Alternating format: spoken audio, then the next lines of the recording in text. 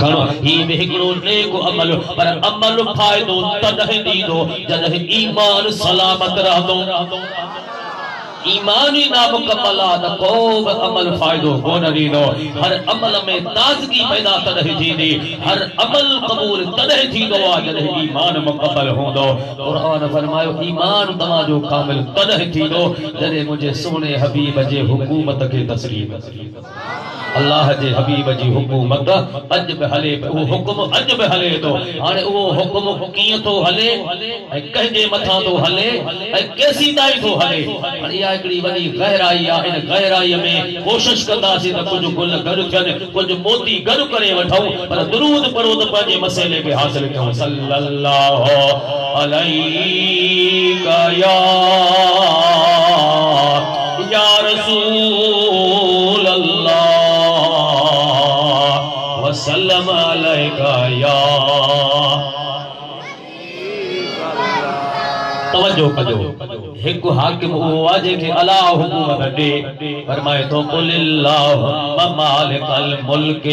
तुअतिल मुल्क मन तशाअ व तंज़िउल मुल्क मिम्मन तशाअ व तुइज़्ज़ु मन तशाअ व तुज़िल्लु मन तशाअ बियदिकल खैर इन्नका अला कुल्लि शैइन क़दीर। मुल्क जो मालिक अल्लाह, अर्श फर्श जो मालिक अल्लाह, धरती आसमान जो मालिक अल्लाह। रब करीम फरमायो मालिक मां आया, खालिक मां रब करीम आया, पर मां मालिक वरी बंदन खे ॾींदो बि आया। छा छा ॾिनो अथई? गणियूं त गणे ई न सघूं, लिखूं त लिखी न सघूं। मजा बात उद्दू निअमतल्लाहि ला तुहसूहा।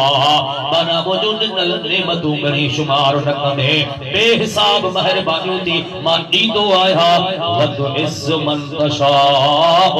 चाहियां त तोखे इज़्ज़त ॾियां, पर जेकॾहिं चाहियां त मालिकल मुल्क तुअतिल मुल्क मन तशाअ, तोखे मुल्क ॾेई छॾियां, तोखे हुकूमत ॾेई छॾियां, वक़्त जो हाकिम बनाए छॾियां। वल्लाहु युती मुल्कहु मन यशा। अल्लाह ताला फरमायो मां चूंडींदो हां जंहिंखे बि पसंदि कंदो हां, उनखे हुकूमत ॾेई मुल्क जो मालिक बनाए छॾींदो। इहो मुंहिंजो ॾियणो आहे, ॾींदो हां, वरी ॾेई खसींदो। कंट्रोल वरी भी मूं वटि आहे, रिमोट वरी भी मूं वटि आहे। दिन में मता मकरूर थे त मां बादशाह वां हुक्म मुंहिंजो थो हले, पोइ उनखे कॾहिं कॾहिं ॾेखारींदो हां तंज़िमुल मुल्क, ॾिनल मुल्क खसे वठां, कंट्रोल मूं वटि आहे, रिमोट मूं वटि आहे, हक़ीक़त मुंहिंजी हवाले आहे। जॾहिं रब राज़ी थी पियो त ॾिनई, पर जे चाहे त ॾिनल शइ खसे वठे, उन ते बि वस वारो कुदरत रखे थो। पोइ फरमाए थो ॾियां त शुक्र कजांइ, पर जे ॾेई खसियां त सब्र कजांइ। ॿई दग तोखे पाण ॿुधाया था वञनि, ॾियां त शुक्र कजांइ, ॾेई खसियां त पोइ सब्र कजांइ, छो त ॾींदो बि आहे। केतिरो ॾिनई कंहिंखे, जे तो ॼण ते पियो त मुल्क ॾेई छॾियुमि, पर जेकॾहिं चाहियां त तुंहिंजो मुल्क तोखां वठी तोखे तर तर जे टुकर खाइण जो मुहताज कयां। किसी को ताज सुल्तानी, किसी को पीक दर दर की, किसी को ताज सुल्तानी, किसी को पीक दर दर की। मेरे मौला तेरी मर्जी, जिसे चाहे जिधर कर दे। मेरे मौला तेरी मर्जी, मेरे मौला तेरी मर्जी हलंदी, कंहिंजो हुक्म हलंदो। करे जीअं बि मौला, करे जीअं बि मौला, संदसि राज़ आहे, छॾे या वठे हू त बेनियाज़ आहे। करे जीअं बि मौला, संदसि राज़ आहे, छॾे या वठे हू त बेनियाज़ आहे करे जीअं बि मौला रब करीम जी कुदरत आहे जेके चाहे उनखे मुल्क ॾेई छॾे अल्लाह ताला फरमाए त मुल्क जो मालिक मां अल्लाह आहियां तबारकल्लज़ी बियदिहिल मुल्क व हुवा अला कुल्लि शैइन क़दीर मुल्क जी बादशाही मुझे हथ में आ मुल्क जो मालिक अल्लाह आ जेके चाहा उनखे हुकूमत ॾिया वो हिन धरतीअ ते केतिरा हाकिम अॼु बि आहिनि इन ज़मीन ते 57 58 मुल्क त सिर्फ मुस्लिमाननि जा आहिनि जंहिंमें हुकूमत मुस्लिमाननि जी आहे उन खां पोइ गैर मज़हब उन्हनि जूं बि हुकूमतूं धरतीअ ते हलनि पियूं पर कुझु हाकिम त अहिड़ा थिया आहिनि जॾहिं उन्हनि जी हुकूमत ही त रूह ज़मीन जो हाकिम ई हिकु सां गॾु ॿियो हुयो ई कान अॼु त 57 हाकिम सिर्फ मुस्लिमान आहिनि उन खां अलावा गैर मज़हब जूं वॾियूं वॾियूं ताक़तूं आहिनि अमेरिका जहिड़ी सल्तनत आहे रूस जहिड़ी सल्तनत आहे हिन धरतीअ जे मथां बर्तानिया जहिड़ी सल्तनत उन्हनि जा हाकिम बि ज़मीन ते रहनि था पर हिकु ज़मानो ज़मीन ते गुज़रियो उन वक़्त में बि मुल्क अल्लाह जे हथ में हो ऐं रब करीम चाहे जेके बादशाही ॾे पोइ रब करीम 4 बादशाह अहिड़ा चूंडिया उन्हनि जे हुकूमत जे दौरान रूह ज़मीन ते हाकिम ई हिकु हो शरीक को रहो उन्हनि मां ॿ नेक हा ऐं ॿ वरी काफर हा बदबख्त हा उन नेकनि में हिकु अल्लाह जो नबी हज़रत सुलेमान अलैहिस्सलाम आहे हज़रत सुलेमान अलैहिस्सलाम जो जेको ज़मानो मुबारक हो उन वक़्त में ॿियो हाकिम न हो रुगो बल्कीस रानी हिकड़ी सफ़ा मुल्क में रहे पई उनखे बि सॾु कयईं हुकूमत अल्लाह जी आहे इन अल्लाह जे धरतीअ ते इबादत अल्लाह जी थींदी टकर में मूं वटि पहुच त जंग जे लाइ तयार थी ख़बर थी मूंसां लश्कर में रुगो इंसान न देव परियूं बि मुंहिंजे ताबे रहंदा हुकुम कंदुम त धरतीअ में दबिजी वेंदो उहा बि वीचारड़ी अचे संदत जी खिदमत में हाज़िर थी मुस्लमान थिया कलमो पढ़े हज़रत सुलेमान अलैहिस्सलाम दा पूरी ज़िंदगी उन्हीअ गॾु गुज़ारी चवण जो मक़सद आहे त हिकु ई हाकिम धरतीअ ते हुयो जॾहिं सिकंदर ज़ुल्करनैन जो ज़मानो हो त उहो बि रूह ज़मीन जो हाकिम हो हिकु ई बादशाह ॿियो हुन सां शरीक कान हो हे बि नेकनि में हो पर अल्लाह से फरमायो त उन्हनि जी हुकूमत जो वक़्तु मुक़रर हो हली हली हली जॾहिं सिकंदर हिन धरतीअ ते जेसी तोई रहियो ओसी तोई हुन जो हुक्म हले पियो पर उजड़ गया वो बागो उजड़ गया वो बागो जिसके लाख माली थे सिकंदर जब गया दुनिया से तो दोनों हाथ खाली थे रूह ज़मीन जो हाकिम हो धरतीअ ते मुल्क हुकूमत उन जी हले पई पर दुनिया खे छॾे वियो त कफन मां हथ ॿाहिरि हा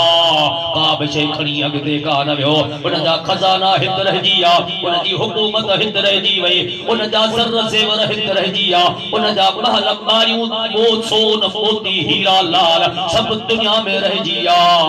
अकेला हथ खणी अॻिते रवानो थी वियो त मुस्लमान भाउ चवण जो मक़सद ही आहे कॾहिं बादशाह जूं हदूं मुक़ररु करे हिकु ई बादशाह पर ॾियण वारो अल्लाह आहे उहे सभु हुकूमतूं पंहिंजे जॻह ते बरहक़ आहिनि पर हिन वक़्तु हुकूमत जा वक़्त मुक़ररु आहिनि उन्हनि जूं सरहदूं मुक़ररु आहिनि जाग्राफियाई हुदूद मुक़ररु थियल आहिनि असां पंहिंजे मुल्क जी हिकिड़ी जेका हिस्ट्री आहे पंहिंजे मुल्क जो जेको निज़ाम आहे असांजे वक़्त में अज़ीज़ मुल्क पाकिस्तान जे मथां तव्हां हिकिड़ी गहरी नज़र रखो त असांजे मुल्क मां ओभर हलबो हली हली हली सरहद थींदी भित थींदी लीको निकिरी वेंदो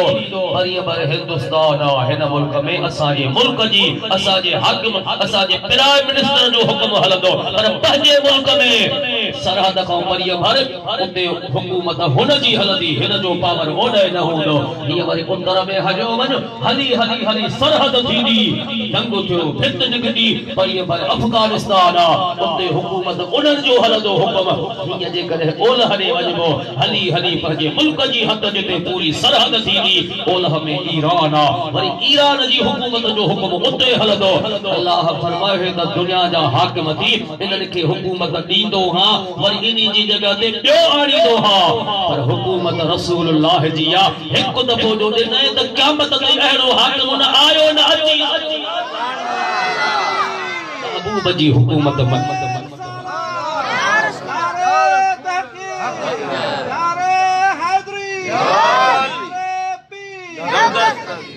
आहे तवज्जो अल्लाह फरमाए मुझो नबी रसूल भी आहे नबूवत में बरहका रिसालत में बरहका पर हुजूर जी हुकूमत में बरहका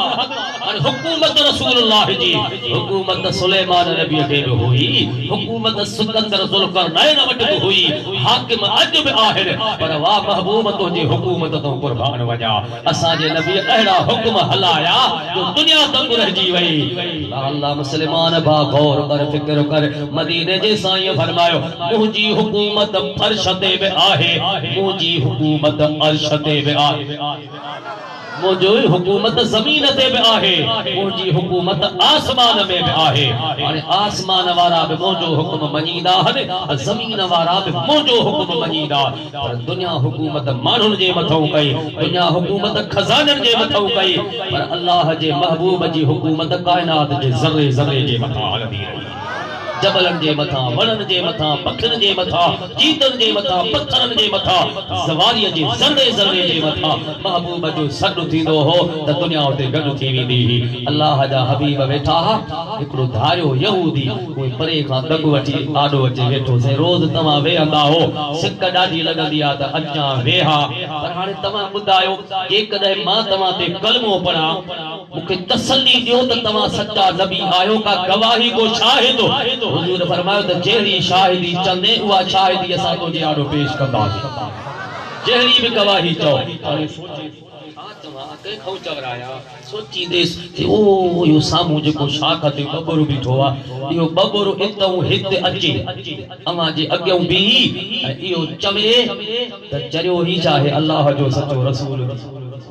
मां मञा थो तोखे छा थियो आहे ये मूंखे चवे त पोइ मां मञींदुसि पोइ मूंखे पक थींदी हुजूर फरमायो जे असां सॾु कंदासीं फला व रब्बिक ला युमिनून हत्ता युहक्किमूक फीमा शजर बैनहुम असांजी हुकूमत आहे ई आहे पर तूं असां वटि पातो ई तूं वञ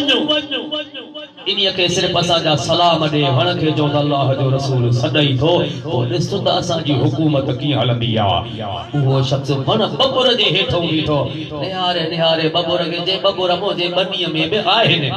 लाम कपींदो आहे बि कंडा लॻंदा आहिनि मुंहिंजी कोन मञींदा आहिनि हाणे तूं मुंहिंजी त कोन मञींदे पर जे सचो रसूल आहे त हल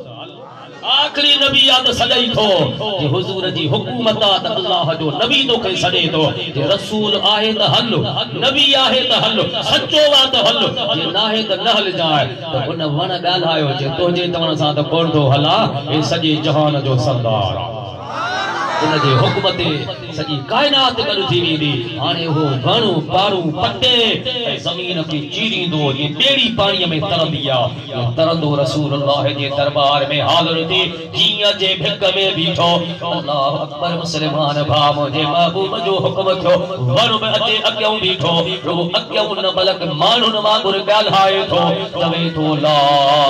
इलाहा इल्लल्लाह मुहम्मदुर रसूलुल्लाह यो मुझे महबूब जो हुक्म हो हिकु सॾु थियो महबूब जे हुक्म ते वण बि हली थिया कंहिंखे सॾु थियो वण खे सॾु थियो त वण हलियो आयो महबूब जे हुक्म ते वण बि हली थे आया वण बि हली थे आया महबूब जे हुक्म ते वण बि हली थे आया समझी सचो रसूल थे उठड़न में सिर झुकाया महबूब जे हुक्म ते वण बि हली थे आया सरदार जे हुक्म ते वण बि हली थे आया इन वण जा त पन सावा ने इहो वण त धरतीअ मां पाणी थो पीए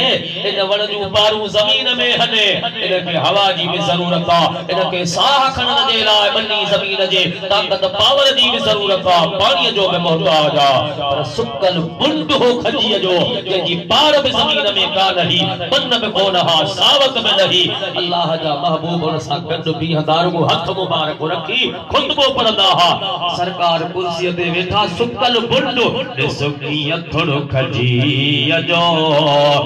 सरदार लय रुनो थे मिठा कीअं थोरो खजीअ जो महबूब लय रुनो थे कुर्बन भरियो मोहम्मदो जॾहिं यार खां छिनो थे माण्हू मिसल वीचारे ॻोढ़ा गले वहाया महबूब जे हुक्म ते वण भी हली थे आया सरदार जे हुक्म ते वण भी हली थे आया समझी सचो रसूल थे उठड़न बिसर झुकाया महबूब जे हुक्म ते वण आगे अल्लाह अकबर हुजूर फरमाया दे खबर है जिस आयो तमा जी हुकूमत तमा जो हुक्म मिलियो आ हुजूर उन का पूछो दे खबर जैसे बस दंग थियो सब कुछ कबूल कयो तू सच्चो नबी आ अल्लाह जो सच्चो रसूल आही तमा जी नबूवत बरहक रिसालत बरहक अहमद जी हुकूमत में बरहक ये हुकुम कजो हले वण के सदते त वण अचे पर जे आसमान वारे चंद्र के सदते त चंद्र महबूब जे अचण में देर केतरी लगी हेठों एकड़ो मानू आसमान ते मथे चढ़ी वने हजार साल पंधु कंदो तने आसमान ते पहुचे पर अज इलेक्ट्रिकल जो दौर आ अज फिजिक्स केमिस्ट्री जो दौर आ अज बायोलॉजी जो सिलसिलो तो हले पियो हिन वक्त दुनिया तमाम वडी तरक्की कई आ पर पो उनन का पुछो जेके दावा करता चंद्र ते वञण जी हाने मरीख ते मंज़िल आ उनन का पुछो त खलाई शटल तमा जेके जहाज इजाद कया उनन के धरती का चंद्र तो पहुचण में केतरो टाइम थो लगे हे तो उनन जी दावा है पर असा त चवंदा हो चांद पे जाना हकीकत सही चांद कदमों में ला ना बड़ी बात है चांद कदमों में ला ना बड़ी बात है चांद पे जाना हकीकत सही चांद कदमों में ला ना बड़ी बात है चांद कदमों में ला ना बड़ी बात है फला व रब्बिक ला युमिनून हत्ता युहक्किमूक फीमा शजर बैनहुम हुजूर फरमाए फर्श ते जबल पहाड़ मुझे हुक्म के मजीदा पर अर्श जे तरफ निहार आसमान जे तरफ निहार चंद्र के हुक्म थींदो चंद्र हाज़िर थींदो लथल सिज के हुक्म थींदो लथल सिज वापस थींदो अल्लाह जे महबूब जी हुकूमत अज बि सलामत हर ज़मानो हुजूर जो आ अज बि ज़मानो हुजूर जो आ वलल आखिरत खैरुल लक मिनल ऊला वलसौफ युतीक रब्बुक फतरदा ऐ मौजा महबूब मिठा तमा जो पहलो ज़मानो शान वारो पहली घड़ी इज्जत वारी जीअं वक्त गुज़रंदो जीअं पोयूं घड़ियूं सामू ईंदियो ज़मानो गुज़रंदो त तव्हां जे ताक़त पावर हुकूमत में इज़ाफ़ो थींदो रहंदो ॾींहों ॾींहुं हुकूमत तव्हांजी वधंदी खुटण वारी न आहे त 5 सालनि खां पोइ वरी ॿियो अची वञे सिकंदर वियो त ॿियो पहुतो सुलेमान पैगंबर उन जे जॻह ते मुल्क ॿियनि हिस्सनि में विधायो मुंहिंजा सोना हबीब तुंहिंजो हुकुम क़यामत ताईं हलंदो उहा हुकूमत अॼु बि सलामत आहे रहमत लिल आलमीन जी ज़ात हाणे हिन जो कलमो पढ़ियो त बीठो आहे बिही जे साईं ॾाढो सिकायल बि हुयो पक बि थी कलमो पढ़ियो में मुसलमान थियो हाणे हिकिड़ी इजाज़त ॾींदो हुजूर फरमाया कहिड़ी इजाज़त थो वठी साईं मोकल इहा थो वठां मूंखे इजाज़त ॾियो त मां तव्हांखे सजदो कयां छा कयां ॻाल्हायो सजदो कया अल्लाह जे महबूब जे आॾो बीठो ओजे वण खे ॾिसी कलमो पढ़ियो साईं मोकल जो त मां तव्हांखे सजदो कया मदीने जे साईं फरमायो ये जेके दुनिया जे जाहिलन वारियूं रस्मूं रीतूं हो इन्हनि जे ख़त्म करण लाइ त अल्लाह मोकिलियो आहे वक्त जा जाबिर बादशाह गरीबन मिस्कीनन के झुकाईंदा हा उन्हनि खे सजदो कराईंदा हा पर मुंहिंजे अचण जो मिसाल ई हो आहे यतलू अलैहिम आयातिही व युज़क्कीहिम व युअल्लिमुहुमुल किताब वल हिकमत व इन कानू मिन क़ब्ल लफी दलालिम मुबीन सजदो अल्लाह के कबो सजदो अल्लाह के कबो अल्लाह का सवा सजदो बेजे लाए जायज कोने कहीं भी सूरत में हुजूर फरमाया त न अल्लाह जी मनवा सजदो अल्लाह के करनो आ मां तो के इजाजत न ॾींदुमि त तू मूंखे सजदो करे पर जेकॾहिं इहा गुंजाइश हुजे हा हुजूर पोयों छा फरमायो जेकॾहिं वो जो अल्लाह हो मूंखे इजाजत ॾे हा त सजदो अल्लाह का सवा ॿिए खे बि थी सघे थो त मां ऐलान कया हा सब खां पहली ज़ाल पंहिंजे मुड़ुस खे सजदो करे रवारी पंहिंजे जी मुड़ुस खे सजदे ने एतिरो मुड़ुस जो हक़ उन जे मथां बणिजे थो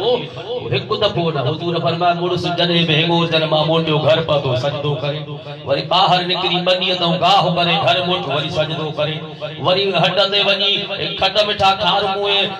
खट पती वठी घर मोट वरी सजदो हीअ त वेचारी सजदन में पूरी के सजदा करना पवन हा पर सजदो अल्लाह के दीनो इन अर्द कैसे ठीक है अल्लाह ही गुंजाइश आहे तमा जे इस्लाम में दीन में शरीयत में सजदे जी इजाजत ना है मोकल दियो तो मां तमा जा हथ पैर चुम्मा या इजाजत हुजूर फरमायो हां या तो की इजाजत हथ पैर चुम्मण या ताज़ीम एक पासे इबादत बे पासे ताज़ीम इन ताज़ीम जी अल्लाह कुरान में इजाजत अजीम छा हूंदी आहे हाणे मां तव्हांखे क़ुरान करीम मां हिकिड़ो दलील पढ़ी ॿुधायां पोइ अॻिते हलंदा है जो सल्लल्लाहु अलैहि या रसूल अल्लाह वसल्लम अलैका या हबीब अल्लाह तवज्जो मुसलमान भाव झुकण छाखे चइबो आहे तअज़ीम छाखे चइबो हथ पैर चुमण कहिड़ी शइ जो नालो आहे क़ुरान करीम समझाए थो फरमाए तो इन्ना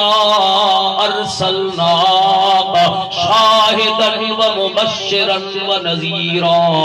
लितुमिनु बिल्लाहि व रसूलिही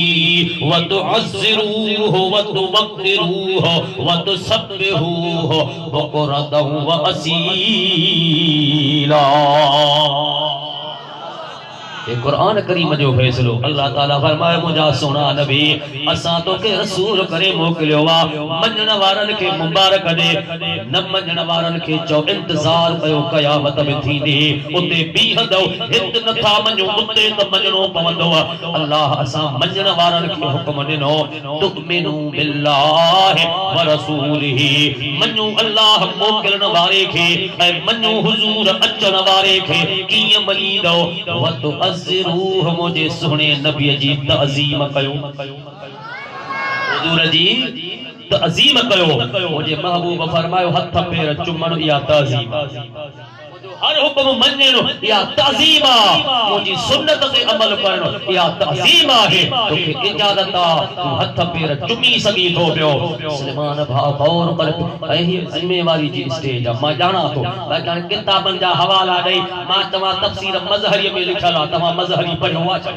जे कहे मां तवा के एकड़ो दलील या सीरत ज़ियाउल नबी में लिखल आ हाने उहो मानू जानी दो जो उन का वक्त पहुंचे जे हुआ घिटी डिठी होजे उलमा शे के जानन था ना जाना तो तमा केड़े हदीस मा केड़े किताब मा केड़े सीरत तफसीर मा हां अगर के शक हो जे तफजात हो जाए वो चैलेंज करो चाहे इन लफ्जन के तमा जिम्मेवार आया तो एक दफो मुझे सामू भी मा लाइब्रेरी खोले आ सब कुछ ही जिम्मेवारी जी स्टेज आ आडो बीठो आ मदीने जी साईं फरमाए तो के इजाजत हथ चुमण ऐं पेर चुमण हाणे हेठ थियो करीब थियो जॾहिं हेठ थी पेर मुबारक चुमे थो बीही रहियो अल्लाह अकबर अदब इनखे चइबो तअज़ीम इनखे चइबो चुमे कोन पियो मदीने जी साईं फरमायो तो के इजाजत मिली घुरी मोकल वती थी असां तो खो खुश आहियूं अल्लाह बि तो खो राज़ी आ महबूब जे कदमन मुबारकन जे करीब बीठो ही ए रसूलुल्लाह जो पेर मुबारक आ इते तू पहुंची वियो आ तुंहिंजो नसीब चमकी महबूब जे कदमन जे करीब थियण का नंढड़ी ॻाल्हि त कान्हे हाजी सगोरा लख ख़र्च करे जॾहिं हज ते वेंदा आहिनि पहिरियों हाज़िरी थींदी आहे काबतुल्लाह में बैतुल्लाह में 7 चकर तवाफ़ जा पूरा करे पोइ काॾे वञे क़ुरान थो चए हाजी साहब तो लख ख़र्च कया तो वीज़ा वरिती तो टिकट जहाज जी हासिल करे तो मोकिलायो बि हार पाता हिते पाते तोखे इज़त मिली काबे में पाते तो तवाफ़ कयो पर हाणे मुंहिंजो हुक्म थी पियो आहे लॻ पोइ वठिजांइ इहराम पोला है जाए अग में वत्तखिज़ू मिन मक़ाम इब्राहीम मुसल्ला उते अचो जिते हज़रत इब्राहीम अलैहिस्सलाम जे कदम मुबारक जा निशान पेर मुबारक जा निशान उते इब्राहीम अलैहिस्सलाम जो पेर मुबारक कोने सिर्फ कदम मुबारक जो निशान पेरो मुबारक पत्थर ते ठहल हुक्म जो इते अचो वत्तखिज़ू मिन मक़ाम इब्राहीम मुसल्ला इनी जगह ते अचे नमाज पढ़ो इन निशान जी तज़ीम कर पेर मुबारक जे कदम मुबारक जे इन निशान के निस ज़ियारत बि कर तज़ीम बि कर इनी जगह के नमाज जी जाय बना जो नफल इते पढ़ो पर इतहु फारग थी तो वरी उते अचो इन सफा वल मरवा मिन शआइरिल्लाह जिते सफा ए मरवा जे विच में हजरत अम्मा हाजरा सान जा कदम मुबारक कदम मुबारक जा निशान निशान ते अचे तो हज पर जेको खुद रसूलुल्लाह जे कदम मुबारक जे भिक में बीहे जे ले कहरो ज़हन उठाई दे आदो बीठो आ हुजूर फरमाए तो के इजाजत आ कदम मुबारक चुमी सगींदो पीर चुमे कोन दो मदीने जे साईं फरमाए तो के मोकल मिली गुलाम बि ॾिसन पिया केॾो खुशकिस्मत आ हाणे वरी कहो कयो ठई परे थी बीह रहियो आ छो नथो चुमे या अल्लाह हुजूर फरमायो त छा ॻाल्हि आ जे तो से विच ते ओट आ अकुल त इजाजत दे थो पर इश्क ओट बणियो आ इश्क वक़्ते वधण न थोड़े जो खबरदार तकड़ न कजाए अरे अकुल त चवे तो त रसूल जो हुक्म थी नबी तोखे मोकल ॾिनी आ इश्क चे तो त न इश्क जो पंध अॻिते आ इश्क सुल्तान बदहा बे कुर्बान जा कल्ब तारीक को रोशनी मिल गई कल्ब तारीक को रोशनी मिल गई उनके दामन से वापस तो हम हो गए रूह को एक नई जिंदगी मिल गई रूह को एक नई जिंदगी मिल गई इश्क सुल्तान बदहा पे कुर्बान जा कल्ब तारीक को रोशनी मिल गई कल्ब तारीक को रोशनी मिल गई हुजूर जा असहाब हिकड़ा अकुल सा फैसलो कंदा हा हिकड़ा उहे गुलाम फैसलो इश्क सा कंदा असा जे हिन पंहिंजे मुल्क जे मामलात में खुदा जी खल्क जे विच में जेके तरीक़त जा इमाम आहिनि जेके साहिब तरीक़त आहिनि सिलसिले जा इमाम उन्हनि मां हिकु बुज़ुर्ग अहिड़ो आहे जंहिंजी तरीक़त इश्क ते मबनी आहे उनजो तरीक़ो इश्क आहे उहो आहे सैयद मोहम्मद उस्मान मरवंदी कलंदर शहबाज रहमतुल्लाह अलैह जंहिं पंहिंजो सिलसिलो ई इश्क ते दीवार अॾी ही त इश्क जो हिकिड़ो अंदाज़ अजीब आहे चए थो आका अकुल मोकल ॾिनी तव्हांजो हुक्म मिली चुको आहे पर मुंहिंजो इश्क अॻियां बीठो आहे मजबूरी हिकु ओट दीवार खड़ी आहे कहिड़ी दीवार खड़ी आहे छो चुमी नथो ॾी चए थो आहे बेअदबी चुमण बेअदबी तो समझा आखे आहे बेअदबी जुमणो तोजे पेरन जो पुठियूं आहे बेअदबी जुमणो तोजे पेरन जो पुठियूं चप मथा ऐं पेर तो आका मुझा चप मथे थन तुझो पैर मुबारक हेठ थे ईमान बचंदो ही कोन चप मथा ऐं पैर हेठा तह करे तुम जन कयूं या मोहम्मद मुस्तफा दीदार जो खोल जे दरियो या मोहम्मद मुस्तफा दीदार जो खोल जे दरियो भर झला तो के सी आजो थियल ऐ बल भयो या मोहम्मद मुस्तफा दीदार जो खोल जे दरियो या मोहम्मद मुस्तफा अजब हुकूमत हुजूर जिया अर्श फर्श ते हुकूमत हबीब जिया कायनात जे ज़र्रे ज़र्रे जे मथा हुक्म रसूलुल्लाह जो हले थो त पो तव्हां भाउर खुशकिस्मत आयो जो अज तव्हां के सॾु थियो त रहमत वारे नबी जो मीलाद अज उर्स मुबारक रहमत वारे रसूल जो अज दावत मुझे प्रिय जे नारे सा मिली आ जा घर पर जो तागो हट दुकान बंद करे अवा निकली मुझे महबूब जे मीलाद जा मेहमान बणिया हो ओ जेको हिक दफो इन जगह ते अची वेठो असां जो नबी हयातुन नबी आ असां जो नबी वफादार नबी आहे असां जो नबी त मेहरबान नबी आ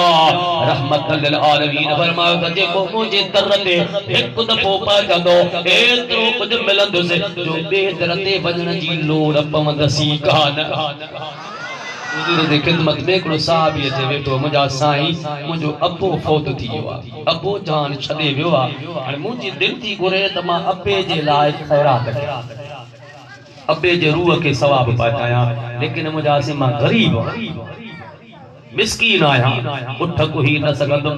बकरियों कोई को न सगदुम देगियों न पचाए सगदुम खल्क के खाराए न सगदुम साईं का एडी गुंजाइश आहे शरीयत में को बियो रस्तो आहे जेको मिस्कीनन जी मदद करे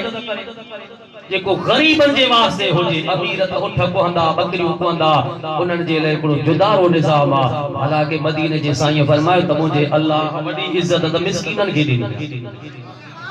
हज फर्ज पंहिंजे मथां जी मिस्कीन या सरंदी यारो आयो अलाए आयो ई कोन हिक पोड़े के चयो हाणे पोयों पहर थी हज तक जे मूं वटि कुझु आहे मुझो हे तो जे जगह दी ठहे 10 करोड़ रुपया दा बुधायो त खर्च थिया हने बगुले ओ ताकते चौथो साल आ कम तो हले कारीगर हली हली थकड़ी पिया हने अञा शाहे ए सजो मुल्क पराओ जो कौन है की आयो आ कद आयो आ अल्लाह पनाह में रख दो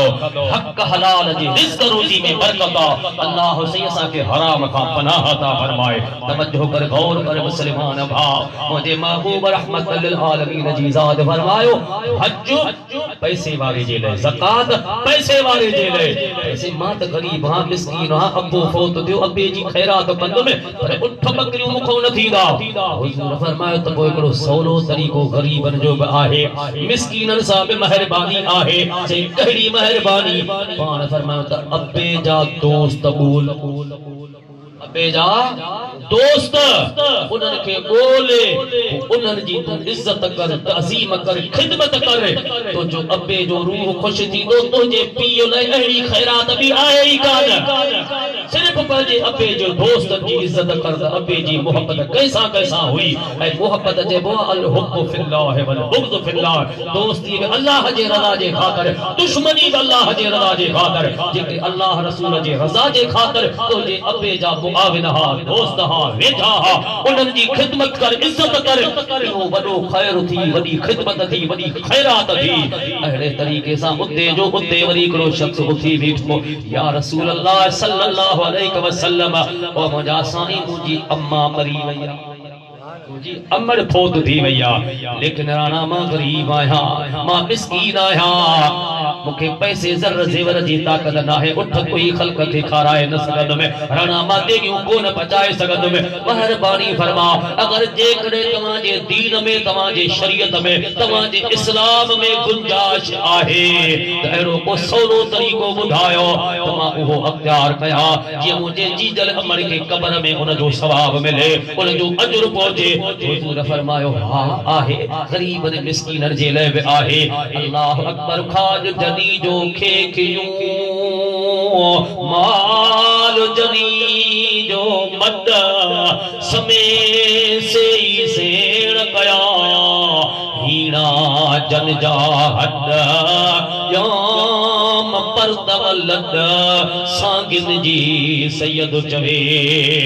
मुझे महबूब रहमत लिल आलमीन वेठो ही गरीबन खे कयो मिस्कीनन सा प्यार फरमायो बाब हदीस जा भरिया पिया हन कुरान चिट्ठो लिखो पियो सोन हदीस को बुधान थियो पयो त महबूब जे दरबार में गरीब बि ईंदा हा अमीर सरदार नवाब बि ईंदा हा पर पहिरी इज्जत मिस्कीनन खे मिलंदी प्यार गरीब मिस्कीन सा एकलो गरीब मिस्कीन चीतियो अलाए काथों थकल टुटल दुखन जो मारल जे कचरी में जे भर में वे सब को थारे पे सुरी वे जो चो बस ओडे हुन कुंड में बेचारो थे पर उते वे वरी ओडो को वेहन भर में न पियो ने से ओडे उतो आखिर जे सबन के छने मा महबूब जे भर में तो हलियो आयो अल्लाह जे हबीब सदके वे जो थी मूसा गड वे मुझे अग्या वे जने अग्यो मचे वेठो हुजूर पुछो ॾाढो दुखायल तो लगी हल का हाजत को कम थी आसे कम तो वठी आयो आ दुख वठी आया हने बुधाए केड़ो कम थी जे तो मुजा साईं या कम पो थींदा अगे में मेहरबानी करे मुखे परणायो मुजी शादी करायो हुजूर फरमायो घर उठायो थी न सही घर उठायो ही कोन ठायो भला के साहुरा के पेका माइट का जज ऐसे कुछ भी कोने कुछ भी ना है न मुजा साईं मां सब कुछ तमा वट खणी आयो हां अग्या पुठा जेका मुजी मिलकियत ज़र ज़ेवर इन दुनिया ते अकेलो मुसाफिर हां सब कुछ तमा जे दरबार में आ अहां एहसान कयो अने तमा जी रहमत जी जरूरत सा जुड़ी पियो आ तो हुजूर उनके उठायो कोन चयो कोन चयो हाने अज जे कदे के नवाब सरदार वड छा गुरना रे वद सोलर प्लेट वठी दे मथो एकड़ी वडी बत्ती दरते बरे थी पई भला चार लाइटू दहणी दे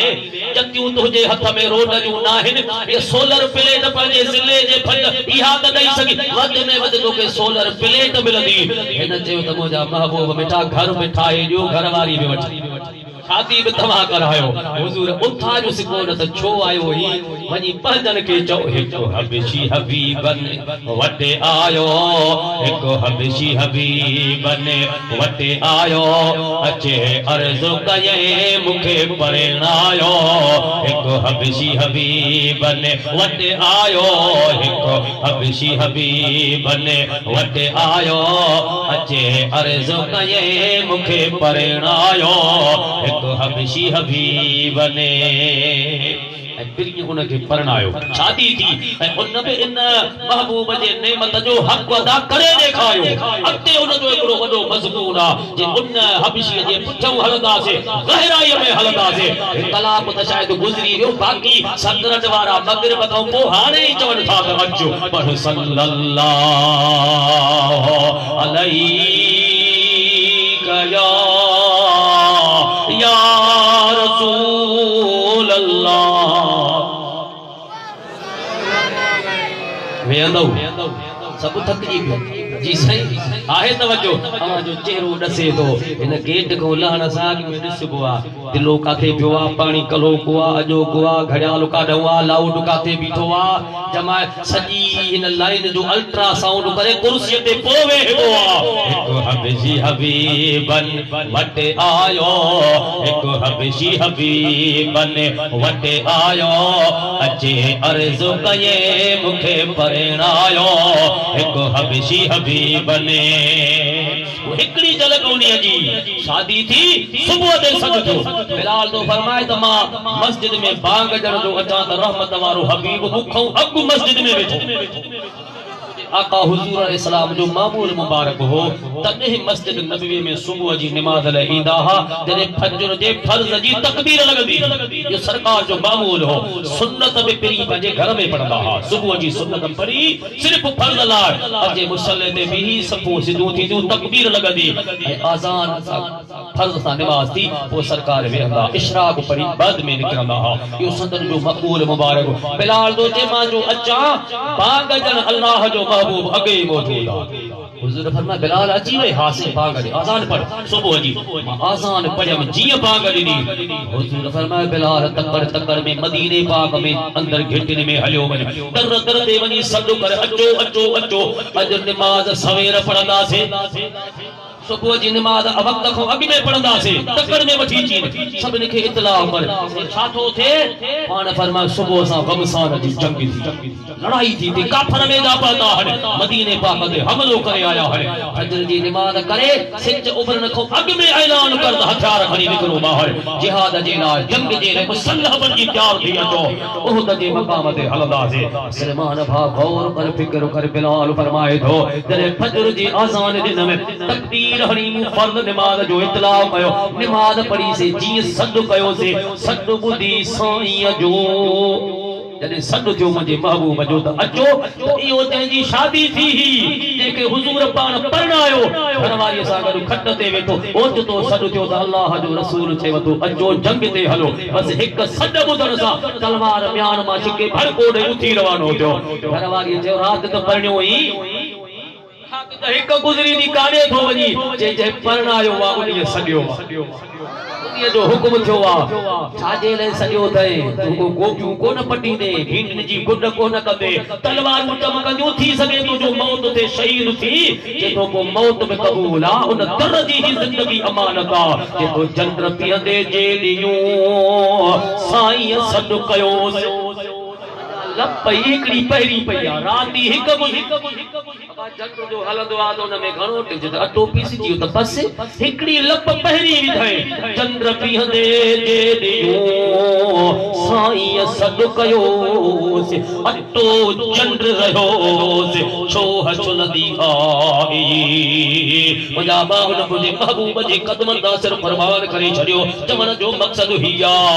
देखे अल्लाह जे हबीब जे दरबार जी रहमत नसीब दी उन अर्ज कयो राना अम्मा फौत थी फरमा गरीब आया मिस्कीन आया उठन बकरन पचान देगिन पचान जी ताकत कोने हुजूर फरमाया त शरीयत मुजी रहमत आ मुझे सदके मिस्कीन सा में मेहरबानी आ घबराए ना तो जे ने गुरु आसान तरीको आहे कहरो तरीको पान फरमाया पंजे माओ जे ने खैरात करण घुरी तो अमल के सवाब पहुंचान चाही तो अमल के कब्र में खुश करण चाही तो तम्मा तो के हुक्म तो जा जे गरीब ही मिस्कीन ही तब अमर जा माइट बोल अमर जा जी गलायो अमर जा एकड़ा हन अबे जा माइट एकड़ा अमर जा माइट हुन के छा फरमायो अबे जा दोस्त वनी बोल अबे जे दोस्तन जी इज्जत करे इन के फरमायो अमर जे माइट के बोल जेके तुझे मां जा माइट हन कोई तुजा पेका हन उनन जी इज्जत करे उनन जी खिदमत करे उनन के राजी करे अगर अमर जा मिट तो को राजी खुश था तो अल्लाह रसूल खुश थी दो अल्लाह रसूल खुश थी दो तो तुझे अमर जो रूह कब्र में खुश थी उनके को तरीको बुधायो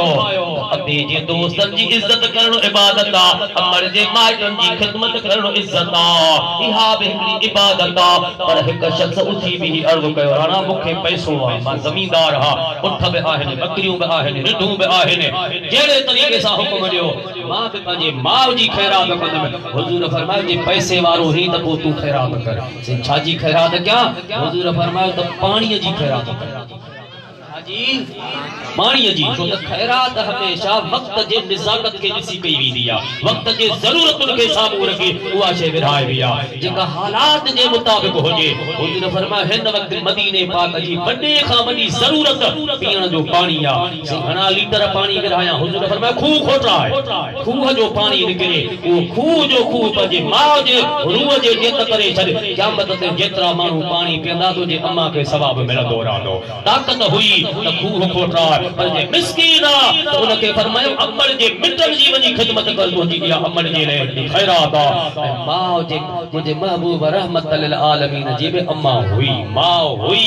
अमर आमना साईं सदन जी अज़मत ऐं क़ुर्बान अल्लाह जा महबूब 6 साल उम्र मुबारक थी अमर अजे पंहिंजे सहुरे हुजूर जे ॾाॾे अब्दुल मुत्तलिब सिंह जे अॻियां बीठी पर उदास अखियूं खणी हज़रत अब्दुल मुत्तलिब पुछे थो हलक हाजतुन आमना पुट को कम थी छा हा कम तॾहिं त आई हा मां ॿुधाए कहिड़ो कम थी अल्लाहु अकबर उदास अखियुनि सां मथे निहारे अर्ज़ी करे चाचा उम्र तव्हां सां गॾु गुज़ारी थम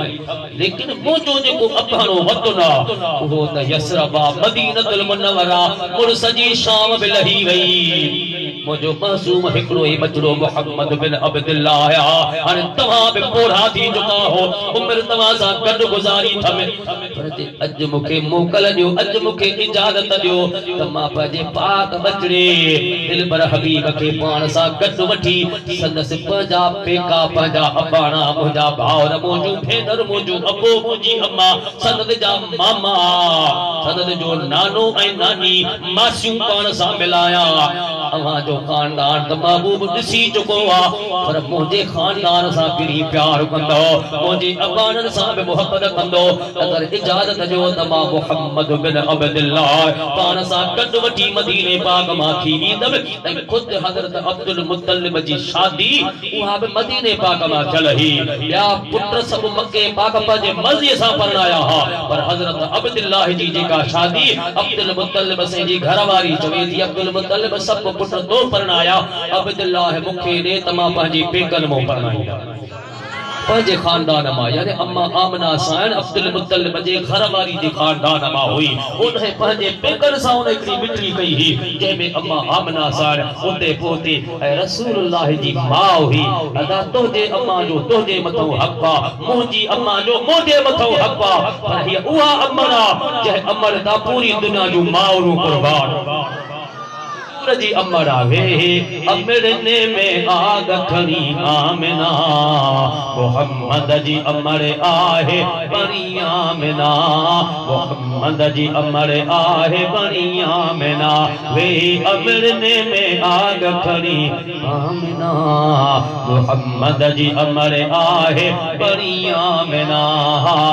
मोहम्मद जी अमर आहे बड़ी आमना वे अमरने में आग खड़ी आमना मोहम्मद जी अम्मा आहे बड़ी आमना अब्दुल मुत्तलिब इजाजत दिनी अम्मा भली वन मुंहिंजो उठ काए वन जाए मुंहिंजे उठ ते चढ़ो पर ही मुंहिंजी बानिया उम्मे ऐमन इहा बि तव्हां सां गॾु हलंदी जेतिरा ॾींहं दिलि घुरे उते टिको पोइ मोटी अचिजो हा मुंहिंजा साईं उते रहंदासीं वरी मोटी ईंदासीं पर अम्मा आमना साईं जी उदासी ॿुधाए पई अॼु वञा थी वरी मोटी मके कान ईंदासीं महसूस थी चुको हो थियो भी ये मक्के पाक में मदीने पाक में कुछ ॾींहं गुज़ारे पंहिंजे भाउरनि सां मुंहिंजे महबूब रहमत लिल आलमीन के हज मुबारक में करे भाकुर पाए फरमाए बचड़ा तुझा चाचा तुझो खानदान तुझो अबाणो वतन मक्को पाक आ हाणे मदीने पाक जूं बरकतूं तव्हां ॾिठियूं हींअर हिते कान टिकंदमि उठ ते चढ़ो त तव्हांखे पंहिंजे ॾाॾे अब्दुल मुत्तलिब वटि पेश कंदमि मक्के पाक हलंदासीं अम्मा आमना सां उठ ते चढ़ी उम्मे ऐमन सां गॾिजी हाणे मदीने पाक मां वापसि मके पाक जो रस्तो अख्तियार कयो लेकिन बाद तक ते पहुता अम्मा आमना सां फरमाए थी बचड़ा उठ हिते बिहा उठ बीठो वेहा उठ वेठो हाणे लही ऐं मुंहिंजा महबूब बचड़ा हाणे वञ हितां हिकिड़ा ॿ पत्थर त खणी अचो हिते रखो अम्मा छा थींदो अम्मा फरमायो उन पत्थरनि जे मथां पंहिंजो मथो मुबारक रखी मां सुम्हंदसि आराम कंदसि अॼु मूंसां भिक में वेहो त अंदर जूं ॻाल्हियूं तोखे करे ॿुधायां अम्मा साईं सां गॾु अल्लाह जा हबीब वेठा जी जल मां फरमाए थी बचड़ा तू आम ॿार नाही पर ॿुधो जॾहिं घर वींदे त अब्दुल मुत्तलिब ॾाढो पुछंदुई त तुंहिंजी अमर किथे आहे मां न हली सघंदमि अम्मा छो पुट मुंहिंजो हिते विसाल थींदो वफ़ात थींदी मूंखे पंहिंजे हथनि सां दफ़न कयूं वञजाए हिते दफ़न करे पोइ उठ ते चढ़ी तूं हलियो वञ पर जॾहिं हिन जंग सां गुज़री त मुंहिंजे मज़ार ते अचिजाए मुंहिंजे क़बर ते अचिजाए इन जे करे हुज़ूर फरमायो त मुंहिंजी अमर मूंखे पारत कई हुई मां पूरी दुनिया खे हुकुम थो कयां हर जुमे जे ॾींहुं पीउ माउ जी क़बर ते वेंदा अबे अम्मा जे मज़ार ते वेंदा कयो हुजूर खे अम्मा मुंहिंजा महबूब मुंहिंजे मज़ार ते हुजूर वेंदा हा अम्मा साण उहे मोहब्बत भरियूं प्यार भरियूं ॻाल्हियूं कयूं बचड़ा तूं आम ॿार नाही जॾहिं तव्हां मुंहिंजे बदन मुबारक में आया हा त पहिरीं जग जो अबू आदम नबी मुबारक ॼण आयो आमना पुट तोखे मुबारक हुजे तूं आखिरी नबी जी अम्मा बणजी चुकी आहे अहिड़े तरीक़े सां घिटीअ मां ॿाहिरि निकिरंदी हम जबल मुबारक ॾींदा हा बकरियूं मुबारक ॾींदियूं हो वण पत्थर चवंदा हा अम्मा मुबारक हुजे तूं आखिरी रसूल जी अमड़ आही बचड़ा तूं अल्लाह जो रसूल हुई तूं नबी आही पर उन वक्त में कुछ देर आ मां तव्हां खे पार तूं कयां थी भई अम्मा साण रसूलुल्लाह जे उन मोहब्बत प्यार में उते सदन जो विसाल मुबारक थियो तो अल्लाह जा महबूब ज़ाहिरी तरह इन दुखन दर्दन मां त गुज़रिया पर अल्लाह उहा बादशाही अता कई व हुव बिल उफुकिल आला सुम्मा दना फतदल्ला फकान काब कौसैन औ अदना एक ज़मानो दुनिया ॾिठो सत ज़मीनूं हेठ सत आसमान हेठ लोह महफूज़ हेठ सिदरतुल मुंतहा हेठ अल्लाह जो अर्श बि हेठ मुंहिंजे महबूब जा कदम मुबारक मथे आई बादशाही हबीब जी फला व रब्बिक ला युमिनून हत्ता युहक्किमूक फीमा शजर बैनहुम उन पिरीअ वरी प्यारी दो असां सां कयो जने मीलाद क्या उर्स क्या जंहिं में जिते रसूलुल्लाह जी तारीफ़ कई अज महबूब उन्हनि सां अज बि मेहरबान हर ज़मानो हुजूर जो आ अदा खुली किसे मत गरीबन जी मिठा खुली किसे मत गरीबन जी मक्के में मीरो आयो खुली किसे मता गरीबन जी मक्के में मीरो आयो वा थियो रोशन जगो सारो थियो रोशन जगो सारो खुदा जो नूर आयो खुली किसे मत गरीबन जी अदा खुली किसे मत गरीबन जी मक्के में मीरो आयो खुली किसे मत गरीबन जी मक्के में मीरो आयो थियो रोशन जगो सारो थियो रोशन जगो सारो खुदा जो नूर आयो मिठा खुली किसे मत गरीबन जी आहे तवज्जो पहरी जी निमाज़ में आखिरी मरहलन में आ ताम मांजे सामू आ घणी अंदर दुआए रब करीम मुंहिंजा चेहर कलमात पंहिंजे दरबार में क़बूल फरमाए वमा तौफीकी इल्ला बिल्लाह अल्लाह असांजी हाज़िरी क़बूल फरमा रब मिठा आहे जेके ॿाहिरि जेका जमायत आहे हिते गॾु थिया आहिनि अल्लाह साईं हिननि जो गॾिजणो रहमत करा हिननि जी गॾिजाणीअ में बरकत करा अल्लाह साईं सदन जी दिल नेक उम्मीदूं पूरियूं फरमा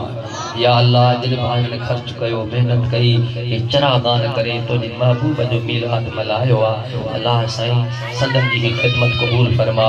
सदन जे माल में रिज़्क़ में रोज़ी में इज्जत में बरकत फरमा अल्लाह साईं हिन अंगण हिन कचहरीअ जी सूह ऐं सिंगार मरहूम मगफूर हाजी मोहम्मद कुनल साईं रब मिठा अॼु असांजे अखियुनि खां ओट थी वियो असां मरहूम खे पंहिंजे दिलनि सां यादि कयूं था रब मिठा असांखे पक्का जेके तुंहिंजा नेक बाना उन्हनि जो रूह आज़ादु रहंदो आहे अॼु मरहूम मोहम्मद कुनल सिंह जे रूह खे जवाज़े रहमत में जगह अता फरमाए अल्लाह साईं संदसि खे जन्नत में बुलंद दर्जात अता फरमाए रब मिठा मरहूम जा जेके बचड़ा आहिनि जेको संदत जो ख़ानदान आहे संदत जे ख़ानदान जे मथां पंहिंजो रहमतूं बरकतूं अता फरमाए संदन जे घरनि में बचड़नि में कखड़नि में बेहिसाब बरकतूं अता फरमाए जमले जमायत जी विख विख ते रहमत फरमाए जेके भी ॿाहिरि कही आया सभिनी जे घरनि बचनि खे आबाद कर अल्लाह से हक़ हलाल जे रिज़्क़ रोज़ी में बरकत फरमाए मुंहिंजा अल्लाह बेरोज़गारनि खे हलाल जी कुशादी रोज़ी अता फरमाए रब मिठा असांजे फसलनि कारोबारनि में बरकत फरमाए असांजो मस्जिदूं आबाद फरमाए दीनी मदारिस के आबाद फरमाए अहले सुन्नत जो दरगाहूं दरबारूं आबाद फरमाए अल्लाह साईं असांजो दिली दुआऊं क़बूल फरमाए पंज वक्त नमाज जी पाबंदी नसीब फरमाए या इलाहुल आलमीन जेकी भी भावर अज जे बाबरकत महफिल में नेक उम्मीदूं खणी हाज़िर थिया आहिनि सदन जो दिली दुआऊं क़बूल फरमाए जेके बीमार आहिनि अल्लाह से जिते भी घरन अस्पतालन में उन्हनि खे शिफ़ाए कामिला अता फरमा। जेके परेशान पंहिंजूं परेशानियूं दूर फरमा। जिन जे मथां कर्ज थी विया ग़ैब जे खज़ाने खां रोज़ी ॾे कर्ज दूर फरमा। अल्लाहुम्मा रब्बना आतिना फिद दुनिया हसना व फिल आखिरति हसनतन व क़िना अज़ाबन्नार। सुब्हान रब्बिका रब्बिल इज़्ज़ति अम्मा यसिफून व सलामुन अलल मुरसलीन वल्हम्दुलिल्लाहि रब्बिल आलमीन।